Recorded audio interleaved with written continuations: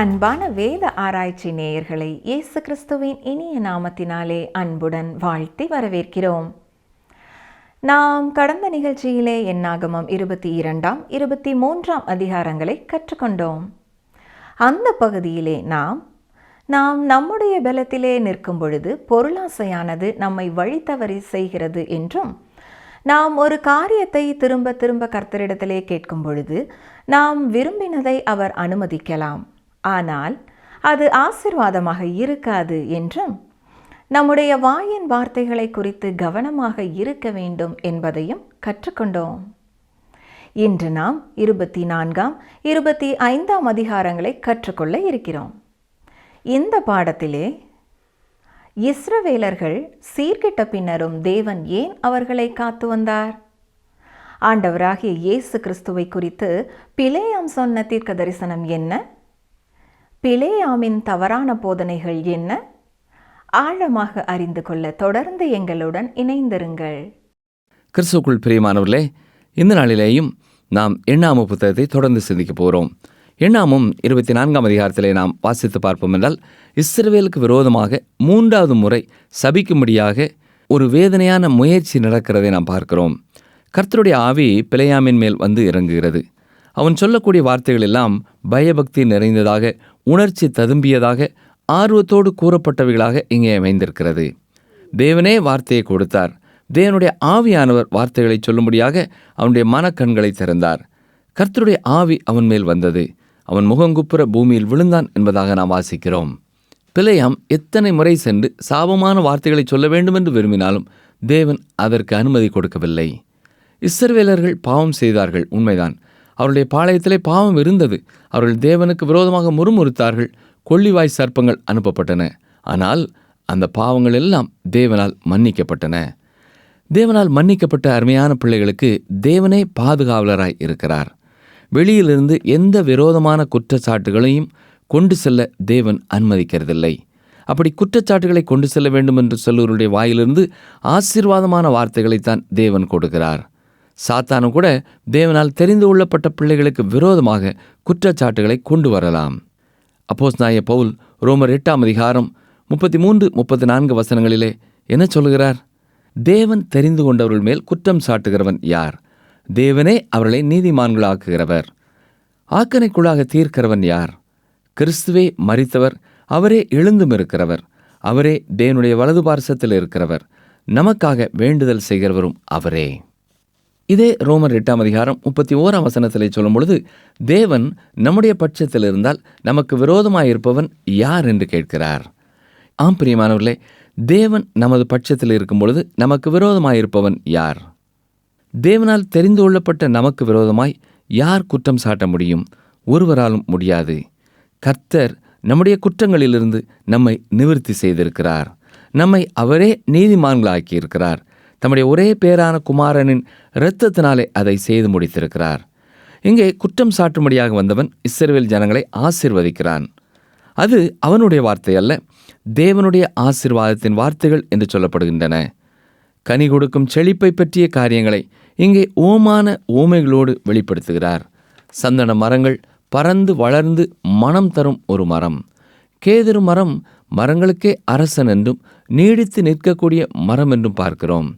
தண்ணீர் பாயும் இஸ்ரவேல் செழித்து ஓங்கும் என்பதைத்தான் இந்த வசனங்கள் சொல்லுகின்றன. எண்ணாமம் 24 அதிகாரம் 9 வசனத்திலே, உங்களை ஆசீர்வதிக்கிறவன் ஆசீர்வதிக்கப்பட்டவன், உங்களை சபிக்கிறவன் சபிக்கப்பட்டவன் என்றும் சொல்லுகிறார். இந்த வார்த்தையை இதற்கு முன் நீங்கள் கேள்விப்பட்ட ஞாபகம் இருக்கிறதா? பிலேயாமுடைய இந்த போதனையான வசனமும் ஆபிரகாமுக்கு தேவன் கொடுத்த ஆசீர்வாதமும் ஈசாக்குக்கு யாக்கோபுக்கு தேவன் கொடுத்த ஆசீர்வாதமும் ஏறத்தாழ ஒரே தன்மையுடையதாய் இருக்கின்றன. ஆம், ஏற்கனவே தேவன் ஆபிரகாமுக்கு கொடுத்த அதே ஆசீர்வாதத்தை தான் இங்கே அவருடைய ஜனங்களாகிய இஸ்ரவேலருக்கும் இப்பொழுது கொடுக்கிறார்.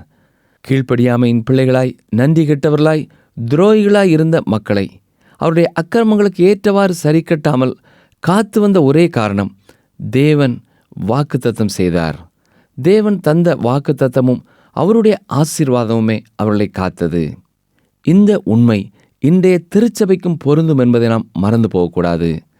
திருச்சபையை சீரழிக்க வேண்டும், திருச்சபையின் கட்டுக்கோப்பை எடுத்துவிட வேண்டும், திருச்சபையின் மக்களை கெடுத்துவிட வேண்டும் என்று எந்த சக்திகள் எந்த ரூபத்தில் எங்கிருந்து வந்தாலும் சரி, தேவனுடைய இரத்தத்தினாலே சம்பாதிக்கப்பட்ட கர்த்தருடைய பிள்ளைகளை தேவன் கைவிடுகிறதில்லை என்பதை நாம் அறிந்து கொள்ள வேண்டும்.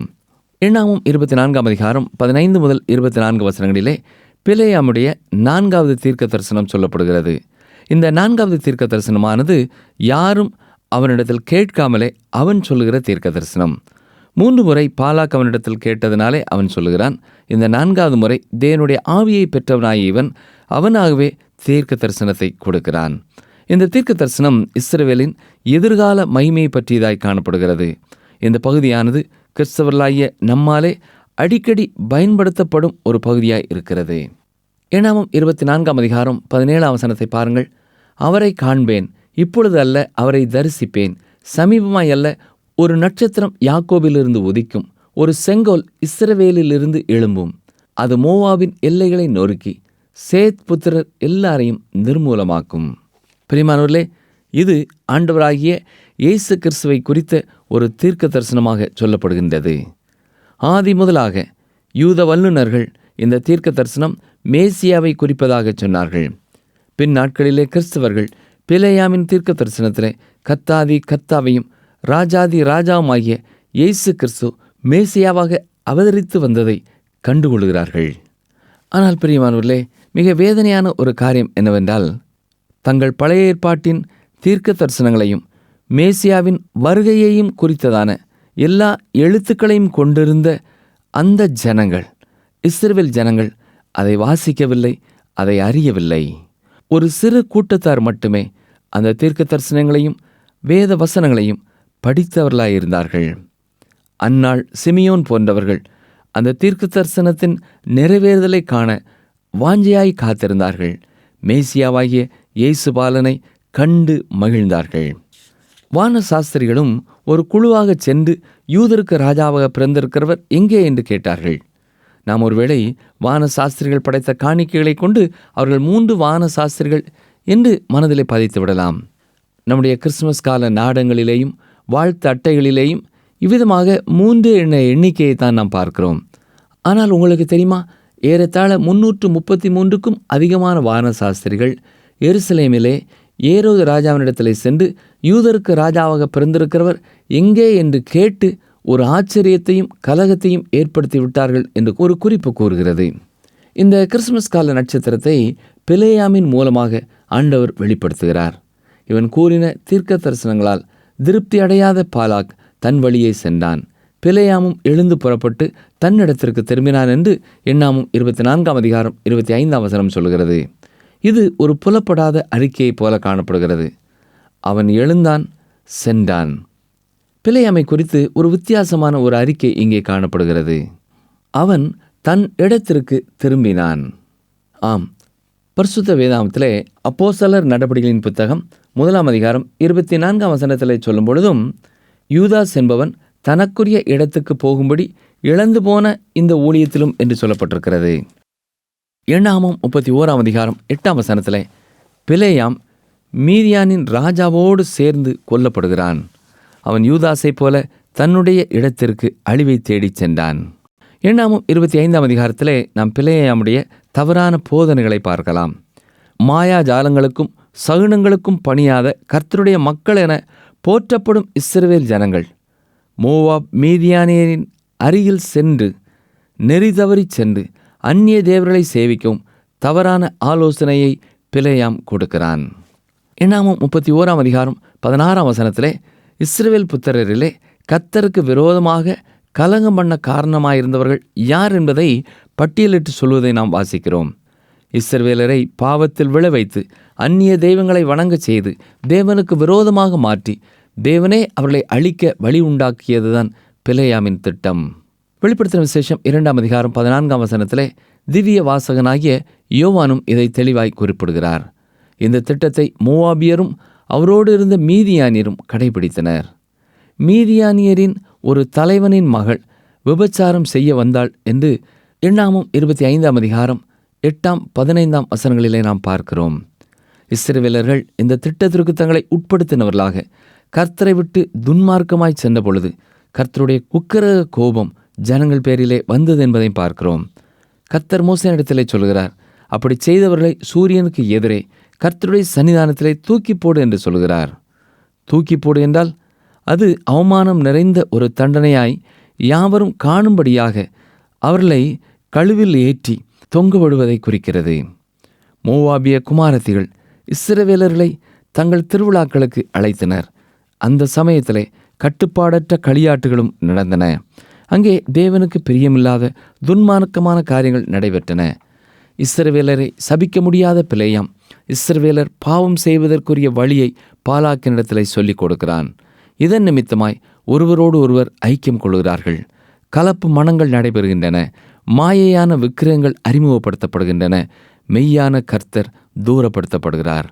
அருமையான சகோதரனே, சகோதரியே, இன்றும் தேவனுடைய வார்த்தைக்கு விரோதமாக எந்த ஒரு காரியம் போதிக்கப்படுகிறதோ, சொல்லப்படுகிறதோ, அறிமுகப்படுத்தப்படுகிறதோ அவைகள் பிலேயாமினுடைய போதனைகள் என்பதை மறந்து போகக்கூடாது. அது ஒருவேளை பிரசித்தி பெற்ற ஒரு ஊழியக்காரர் மூலமாய் கொடுக்கப்பட்டாலும் கர்த்தருடைய வார்த்தைக்கு அப்பாற்பட்டு சொல்லப்படுகிற எந்த ஒரு காரியமும், கர்த்தர் சொல்லாத எந்த ஒரு வார்த்தையும் பிலேயாமினுடைய போதனைகள் என்பதை நாம் மறந்து போகக்கூடாது. இதை குறித்து கவனமுள்ளவர்களாக இருக்க வேண்டும். யார் என்ன ஆலோசனை கொடுத்தாலும் வேத வசனம் என்ன சொல்லுகிறது என்பதையே நாம் கவனிக்க வேண்டும்.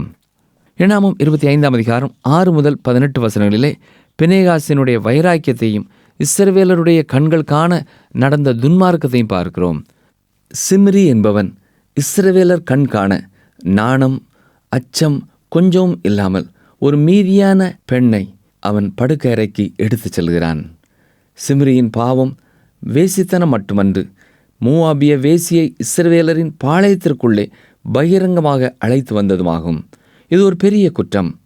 பினேகாஸ் இவர்கள் இருவருடைய வயிற்றிலும் ஈட்டி உருவி போகத்தக்கதாக குத்தி போட்டான். அப்பொழுது தேவனால் அனுப்பப்பட்ட வாதை நின்றது. 24,000 மக்கள் அதற்குள்ளே மாண்டு போகிறார்கள். இந்த பினேகாசுக்கு ஆசாரிய பணிவிடை கொடுக்கப்படுகிறது. அன்பான நேயர்களே, துணிகரமாக பாவம் செய்கிறவர்கள் யாராயிருந்தாலும் அவர்களுக்கு நிச்சயமாய் தண்டனை உண்டு. பினேகாசைப் போல தேவனுக்கென்று வைராக்கியமாய் நாம் இருப்போம். பலாத்காரம் செய்யாமல் தவறுகளை சுட்டி காட்டுவோம். கர்த்தருக்காக பக்தி வைராக்கியம் கொண்டு இதை செய்வோம். சபையிலே தேவனுடைய சத்தியங்கள் புரட்டப்படும் பொழுதும், பாவம் வெளியரங்கமாய் காணப்படும் பொழுதும் ஒன்றும் செய்யாமல் இருப்பது கர்த்தருக்கு வேதனை அளிக்கக்கூடிய செயலாகும். நாம் தவறுகளை சுட்டி காட்டுவதோடு தவறு செய்தவர்களுக்காக தேவனிடத்திலே மன்றாட வேண்டியதும் நம்முடைய கடமையாயிருக்கிறது. ஒரு மனிதனின் செயல் கர்த்தருடைய கோபத்தை திருப்பியது என்று எசேக்கியேல் 22ஆம் அதிகாரம் 30ஆம் வசனத்திலையும் வாசிக்கிறோம். நாம் காவலாளராக, அதிகாரியாக எந்த இடத்திலே பணி செய்கிறவர்களாய் இருந்தாலும் நம்முடைய கடமைகளிலே கர்த்தருக்கென்று வைராக்கியமுடையவர்களாய், உண்மை உள்ளவர்களாய் செயலாற்ற நாம் அழைக்கப்பட்டிருக்கிறோம். அதை மீறி நாம் தவறான காரியங்களுக்கு செல்வோம் என்றால் அது பிலேயாமினுடைய போதனையாகவே மாறும். வெளிப்படுத்தின விசேஷத்திலே இந்த பிலேயாமினுடைய உபதேசம் திருச்சபைக்குள்ளாக வந்துவிட்டது என்பதாக குறிப்பிட்டிருக்கிறார்.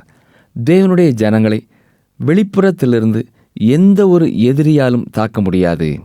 இங்கே பெருகமு திருச்சபைக்கு ஆண்டவர் சொல்லும் பொழுது சில காரியங்களை குறித்து உன் பேரில் எனக்கு குறை உண்டு என்று சொல்லுகிறார். விக்கிரகங்களுக்கு படைக்கப்பட்டவளை புசிப்பதற்கும் வேசித்தனம் பண்ணுவதற்கும் ஏதுவான இடரலை இஸ்ரவேல் புத்திரர் முன்பாக போடும்படி பாலாக் என்பவனுக்கு போதனை செய்த பிலேயாம் என்பவனுடைய போதனையை கைக்கொள்கிறவர்கள் உன்னிடத்தில் உண்டு என்பதாய் வேதனையோடு கூறுகிறார். திருச்சபைக்குள்ளாக இருக்கிறதை ஆண்டவர் சுட்டி காட்டுகிறார். பெருகமு உலகத்தினுடைய ஒரு ஐக்கியமாக, திருச்சபையின் ஒரு ஐக்கியத்தைப் போல இருந்த ஒரு இடம். அந்த திருச்சபையிலே பிசாசும் வந்து உள்ளே இடம் பெற்று விடுகிறது. வெளிப்புறத்திலிருந்து திருச்சபைக்கு ஏற்பட்ட உபத்திரவம் அல்ல, உள்ளே இருந்து புறப்பட்ட பிலேயாமின் போதனைகளே திருச்சபையை அதிகமாய் காயப்படுத்துகிறது. பிரியமான சகோதரனே, சகோதரியே, இன்றைக்கும் இது எத்தனை உண்மையானதாக இருக்கிறது இல்லையா? வெளிப்புறத்திலிருந்து திருச்சபை தாக்கப்படும் பொழுது திருச்சபை வளர்ச்சி அடையும். ஆனால் உள்ளே இருந்து திருச்சபை தாக்கும் பொழுது திருச்சபை பாதிக்கப்படும். ஆம், இன்றைக்கும் திருச்சபைக்கான எதிரி வெளியே இல்லை, திருச்சபைக்கு உள்ளே இருக்கிறான். பிசாசு அந்த அளவிற்கு சாதுரியமாக காய்களை நகர்த்தி மனிதர்களை பொறுப்புகளுக்கு கொண்டு வந்து விடுகிறான். திருச்சபையை ஈனப்படுத்தி ஊனப்படுத்தி கொண்டிருக்கிறான். ரோம் நகரம் எதிரிகளாலே அழிக்கப்படவில்லை, தங்களுக்குள்ளாகவே தாங்கள் அழிக்கப்பட்டார்கள். ஆண்டவராய் இயேசு கிறிஸ்துவும் வெளியே உள்ள ஒருவராலே காட்டிக் கொடுக்கப்படவில்லை. ஒரு ரோம போர் வீரன் அவரை காட்டிக் கொடுக்க வரவில்லை. அவரோடு உண்டாயிருந்த அவருடைய சீடர்களில் ஒருவனை அவரை காட்டிக் கொடுத்தான். அவரை சிலுவையிலே அடிக்கும்படியாக ரோம அதிகாரியோ ரோம போர் வீரர்களோ கேட்கவில்லை. அவருடைய சொந்த ஜனங்களே அவருக்கு விரோதமாக எழும்பி ரோம மக்கள் அவரை சிலுவையிலே அடிக்கும்படியாய் எழுப்பிவிட்டார்கள். இன்றைக்கும் இதுதான் உண்மையாக இந்த சமுதாயத்திலேயும் காணப்படுகிறது. ஆம், பிலேயாமின் போதனை திருச்சபையை நாசப்படுத்தக்கூடிய போதனை திருச்சபைக்கு உள்ளேயும் வரும் என்பதை குறித்து எச்சரிக்கையாயிருப்போம். அங்கே சிம்ரியையும் அந்த விபசார பெண்ணையும் கொலை செய்த பினேகாசனுடைய செயல் பாராட்டப்படுகிறது. அவனுக்குரிய வெகுமதியும் தேவனாலே கொடுக்கப்படுகிறது. எண்ணாமம் 25ஆம் அதிகாரம் 13ஆம் வசனத்திலே, அவன் தன் தேவனுக்காக பக்தி வைராக்கியம் காண்பித்து இஸ்ரவேல் புத்திரருக்காக பாவ நிவிர்த்தி செய்தபடியினால் அவனுக்கும் அவன் சந்ததிக்கும் நித்திய ஆசாரிய பட்டத்திற்குரிய உடன்படிக்கை உண்டாயிருக்கும் என்று சொல் என்றார். ஆம், பினேகாஸ் தன் தகப்பனின் மரணத்திற்கு பின் பிரதான ஆசாரிய பட்டணத்தை பெற்றான். ஆனால் இதற்கு காரணம் அவனிடத்திலே காணப்பட்ட வைராக்கியம். இந்த வைராக்கியம் என்று சொல்லும் பொழுது அது பக்தி வைராக்கியம் என்று நாம் எடுத்துக்கொள்ள வேண்டும். கர்த்தருக்காக வைராக்கியமாய் நின்றான். அந்த எரிச்சல் உள்ள தேவனுடைய எரிச்சல் மக்கள் மேல் தொடர்ந்து வாதியை உண்டு பண்ணி விடாதபடி அவன் பாவ பிராயசித்தம் செய்கிறவனாய் காணப்படுகிறான். ஏலியின் காலம் மட்டும் பினேகாசின் சந்ததியிலேதான் ஆசாரிய பட்டம் இருந்தது. இதற்கு பின் இத்தாமார் சந்ததிக்கு அது மாறியது. சாலமோன் திரும்பவும் இந்த ஆசாரிய பட்டத்தை பினேகாஸ் சந்ததிக்கு திரும்ப கொடுத்தார். நித்திய ஆசாரிய பட்டம் கொடுக்கப்பட்டது மாத்திரமல்ல, வாழையடி வாழையாக வந்த இவனுடைய தலைமுறையினர் எல்லாரும் இவனுடைய வைராக்கியத்தை போற்றினார்கள். அன்பான நேயர்களே, இன்றைக்கு நீங்களும் நானும் ஆசாரியர்களாக அழைக்கப்பட்டவர்களாக இருக்கிறோம். தேவனுடைய பிள்ளைகளாக அவருடைய நாமம் தரிக்கப்பட்டவர்களாக இருக்கிறோம். அவருடைய சிலுவை அடையாளத்தை வரையப்பட்டவர்களாக இயேசு சிலுவையில் சிந்தின இரத்தத்தின் மூலமாய் ரட்சிப்பை பெற்றவர்களாய் இருக்கிறோம். இன்று நாம் எந்த காரியத்திலே வைராக்கியமுள்ளவர்களாய் காணப்படுகிறோம்? திருச்சபைகளிலே பாவம் காணப்படும் பொழுது எதிர்த்து நிற்கிறோமா? கர்த்தருக்காக வைராக்கியமாக இருக்கிறோமா? நான் ஒரு நல்ல கிறிஸ்தவனாக வாழ்ந்து காட்டுவேன் என்று சொல்லக்கூடிய வைராக்கியம் நம்மிடத்தில் உண்டா? கிறிஸ்துவுக்காக ஆத்துமாக்களை ஆதாயம் பண்ணுவேன் என்கிறதான வைராக்கியம் நமக்கு உண்டா? கிறிஸ்துவனுடைய திருச்சபை செயல்படும் பொருட்டாக நான் ஜெபிப்பேன், நான் உழைப்பேன் என்று சொல்லக்கூடிய வைராக்கியம் இருக்கிறதா? எதை குறித்ததான வைராக்கியம் இருக்கிறது? சிலர் இன்று தங்கள் குலத்தை குறித்து, கோத்திரத்தை குறித்ததான, ஜாதியை குறித்த, நிறத்தை குறித்த வைராக்கியத்தோடு வாழ்கிறார்கள். அப்படிப்பட்ட வைராக்கியம் ஆண்டவருக்கு தேவையில்லை. நான் இவனை சார்ந்தவன், நான் அவனை சார்ந்தவன், நான் பவுலை சார்ந்தவன், நான் அப்போலோவை சார்ந்தவன் என்று சொல்லக்கூடிய வைராக்கியத்தை ஆண்டவர் எதிர்பார்க்கவில்லை. நாம் கர்த்தருக்காக வைராக்கியமாய் வாழ அழைக்கப்பட்டிருக்கிறோம். பக்தி வைராக்கியம் தேவனுக்காக, தேவன் எதிர்பார்த்து காத்திருக்கிற ஆத்தும அறுவடைக்காக இருக்க வேண்டும். நம்முடைய வைராக்கியம் எதை குறித்ததாய் இருக்கிறது? கர்த்தாவே, அழிவுக்கல்ல, அழிவிலிருந்து ஆத்துமாக்களை மீட்டெடுப்பதற்கு, வாதை நிற்பதற்கு, மக்கள் கோடி கோடியாய் கூட்டம் கூட்டமாய் அழிவிலிருந்து மீட்கப்படுவதற்கு நானும் வைராக்கியமாய் நிற்க ஆண்டவரே எனக்கும் உதவி செய்யும் என்று ஜெபிப்போமா? ஜெபம் செய்வோம். எங்களை நேசிக்கிற எங்கள் அன்பின் ஆண்டவரே, பாவத்தை எதிர்த்து நிற்பதற்காக தைரியமாய் நின்ற பினேகாசுக்காக உமக்கு நன்றி செலுத்துகிறோம். இன்றைக்கும் நாங்கள் வாழ்கிற சமுதாயத்திலே, என்னுடைய குடும்பங்களிலே ஆண்டவரே, நாங்கள் பாவத்திற்கு எதிர்த்து நிற்கிறவர்களாய் காணப்பட நீரை எங்களை காத்துக்கொள்ள வேண்டும் என்று சொல்லி நாங்கள் ஜெபிக்கிறோம். தவறான காரியங்களுக்கு வைராக்கியமாய் இருப்பதை நாங்கள் விட்டுவிட்டு நீர் அருவருக்கிற காரியங்களை குறித்து நாங்களும் வைராக்கியமுள்ளவர்களாய் அருவருக்கவும் அதிலிருந்து விலகி வாழவும் கர்த்தர் எங்களை காத்துக்கொள்ள வேண்டும் என்று சொல்லி நாங்கள் ஜெபிக்கிறோம். தவறு செய்கிறவர்களை குறித்து நாங்கள் அக்கறையற்றவர்களாய் இல்லாதபடி செயல்பட வேண்டிய விதமாய் செயல்பட தூய ஆவியானவரே நீர் எங்களை வழிநடத்த ஒப்புக் கொடுக்கிறோம். துதி கன மகிமை எல்லாவற்றும் உமக்கே செலுத்துகிறோம். எங்கள் வாழ்க்கையிலே ஆத்தும பாரத்தை குறித்த வைராக்கியம் உள்ளவர்களாய், கர்த்தருடைய நாமத்தை குறித்த வைராக்கியம் உள்ளவர்களாய் என்றென்றும் எங்களை காத்துக்கொள்ளும். இந்த நிகழ்ச்சியை கேட்கிற ஒவ்வொரு சகோதரனையும் சகோதரியையும் குடும்பங்களையும் கர்த்தர் ஆசீர்வதியும். இயேசுவின் வல்லமையுள்ள நாமத்தினாலே கேட்கிறோம் பிதாவே, ஆமேன். அன்பர்களே, இந்த நாளிலும் நாம் கற்றுக்கொண்டது என்ன? தேவனால் தெரிந்து கொள்ளப்பட்ட யார் மேலும் யாராலும் குற்றம் சாட்ட முடியாது. இயேசு கிறிஸ்துவின் இரத்தத்தினாலே மீட்கப்பட்ட தேவனுடைய பிள்ளைகளை அவர் ஒருபோதும் கைவிடுகிறதில்லை.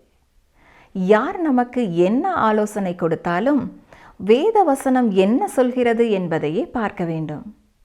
துணிகரமாக பாவம் செய்கிற யாராக இருந்தாலும் அவர்களுக்கு நிச்சயமாக தண்டனை உண்டு. மீண்டும் அடுத்த நிகழ்ச்சியில் சந்திப்போம். கர்த்தர் உங்களை ஆசீர்வதிப்பாராக.